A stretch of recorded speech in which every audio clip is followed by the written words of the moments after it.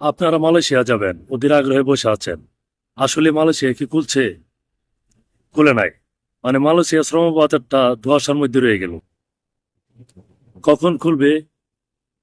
Government to government wise কথা বলা চলতেছে, কিন্তু সিন্ডিকেট কি ভাঙতে পারছে? আসলে ভাঙতে পারে নাই। তো তো আপনারা কি করবেন? দুবাই বিষয় এখন হচ্ছে না, যে লেবার বা ওয়ার্ক পারমিট বিষয়গুলো, তো কি করতে পারেন?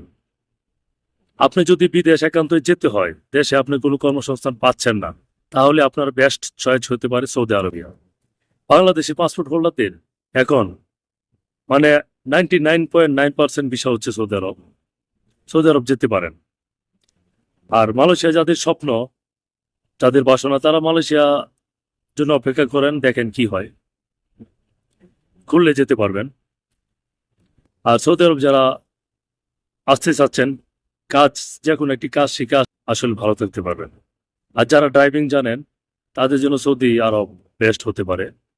কিন্তু মালয়েশিয়াতে আপনার ফরেন পাসপোর্ট হোল্ডারদের আসলে ড্রাইভিং এ নেওয়া হয় না, যেমন ফরেন ড্রাইভার নেই। যার জন্য আপনার বেস্ট অপরচুনিটি হতে পারে সৌদি আরবিয়া। তো সকলের সুস্বাস্থ্য এবং নিরাপদ জীবন কামনা করছি।